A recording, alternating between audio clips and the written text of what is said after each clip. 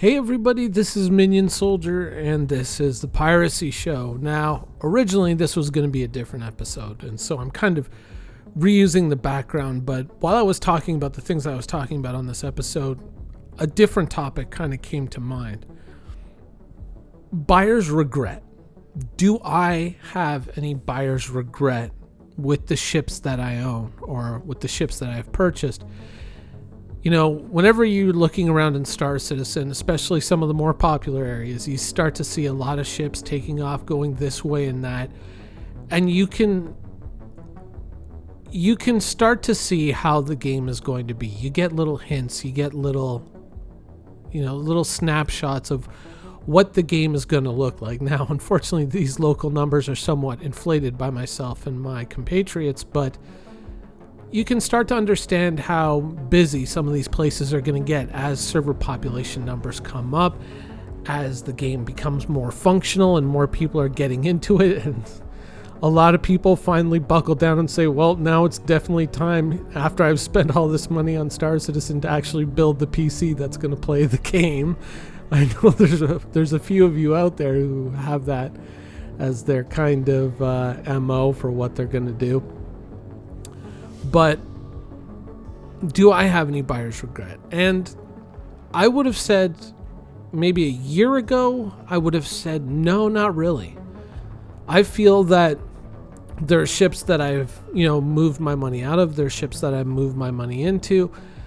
And largely with what I have, I don't have any buyer's regret. I've generally kind of stuck with ships that are largely functional, largely have a purpose, and I enjoy them, and I feel that they're very practical and very useful in the days ahead.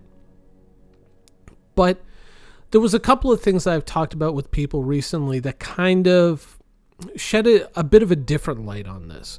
And one of them was, when I did an episode where I was talking about the physicalized goods, like where are we going to store all these spare components for our ships?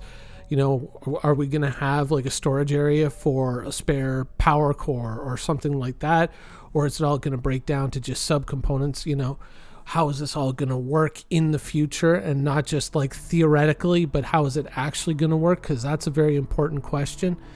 And thinking about having to keep all this stuff in stock and then keeping your ships. Where are you going to keep all your ships? Because there's the old meme on the Star Citizen forums and Spectrum where, someone says, well, I'm going to bring this ship and that's going to be pretty strong in a fight. And it's like, well, yeah, if you bring that ship, then I'm going to bring the perfect counter to it and I'm going to come and I'm going to kill you. And it's just like, oh yeah, and you just have that on tap right there in your back pocket like it's your armor, and you can just pull that out of your Moby glass. That's not going to be a thing, though. Still, strangely enough, some people think that it is. And so having as many ships as I do, one of the things I do regret is the idea that, at some point, one of my biggest problems is going to be logistical. Is going to be moving a lot of things around. Now, does that mean that I'm going to just melt everything and dump it all into one big mega ship? No. But if an opportunity does arrive to consolidate into something more solid, potentially some things might go. I think things like the Reclaimer and the Corsair are pretty safe, but beyond that, who knows where things will end up. Maybe keep the Caterpillar just because it's proven to be so useful recently. But that I would say is kind of one of my buyer's regrets, is too many individual ships. But really, there isn't a big ship that really kind of speaks to me right now, truly. I think the closest would probably be the Nautilus or the Polaris, but since I technically have a Nautilus and I have a Polaris on buyback, it's not really a regret. I can do either or. But I honestly, I don't think I would go bigger. If I were to consolidate, I don't think I would move up to a Kraken or an Idris or anything like that. I think that would be kind of foolish. I think that you're running into the territory where you might have a ship that, depending on the missions and the reward that CIG provides for it, and depending, of course, on the expense of operating a crew, feeding a crew, arming a crew, and possibly having to pay them. I'm not really sure that those ships like that would be all that profitable unless you were operating a mobile trade station, like what is it, the privateer version of the Kraken, something like that, or maybe like a Banu Merchantman. But Banu Merchantman is a huge question mark in the future. Who knows? So yeah, that would be kind of one of my big regrets.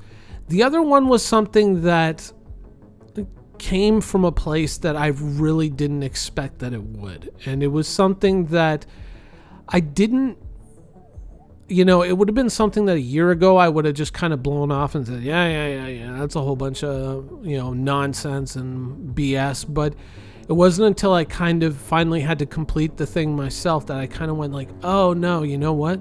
There is something to that argument. And that is missing out on the journey.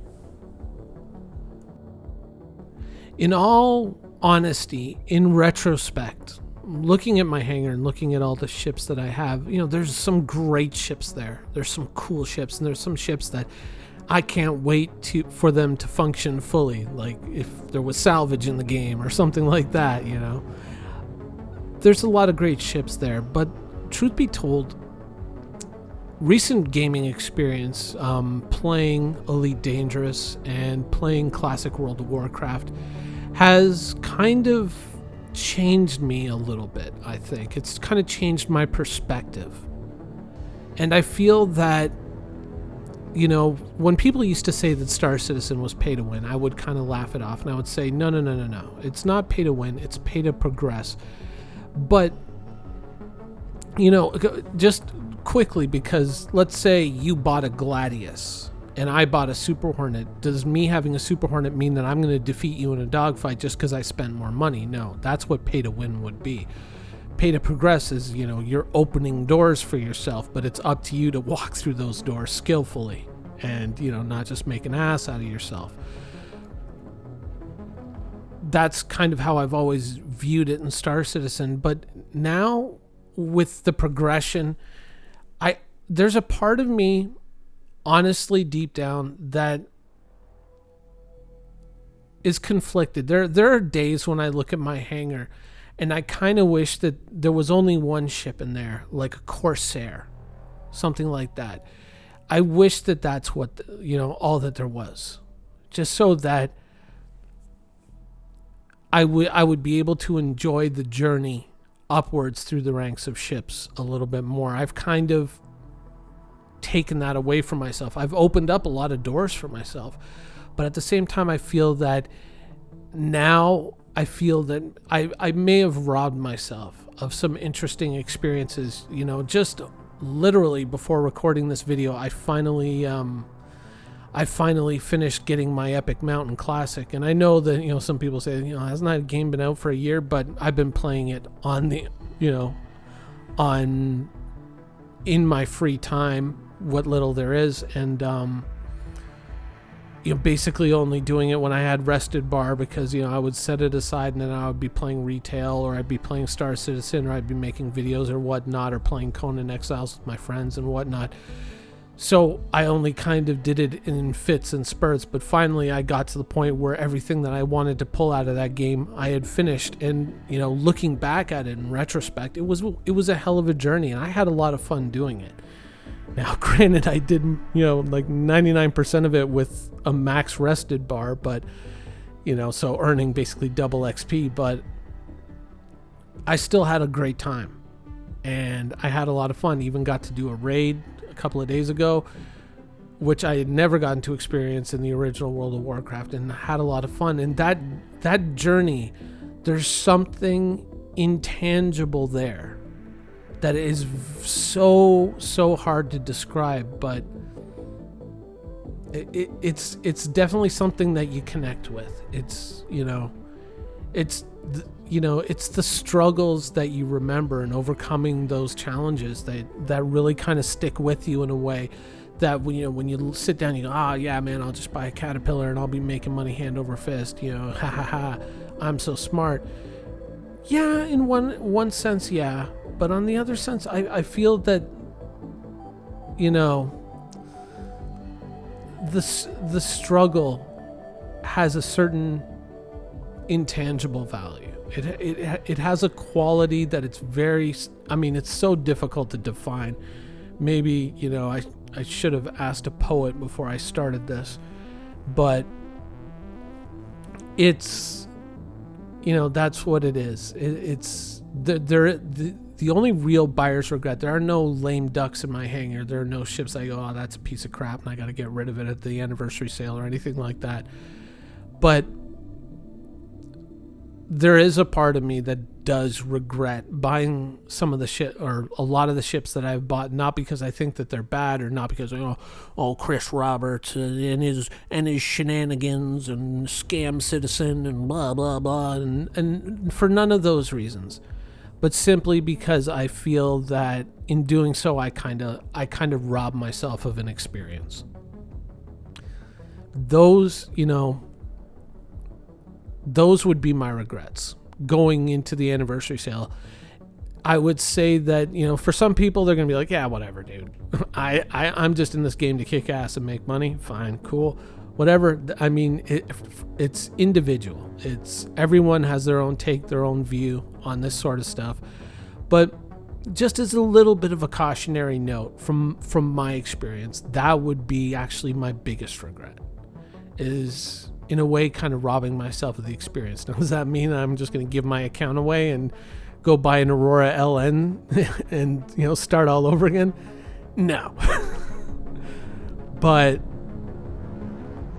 I might, for a while, when the ship gets here, you know, something like a Corsair or something like a Caterpillar, I might stick with that for a long, long time just to kind of get some semblance of that journey. And that might be something that I do. Anyways, just some thoughts on buyer's regret and my own buyer's regret in Star Citizen. Hope you guys enjoyed the video, and thanks for watching.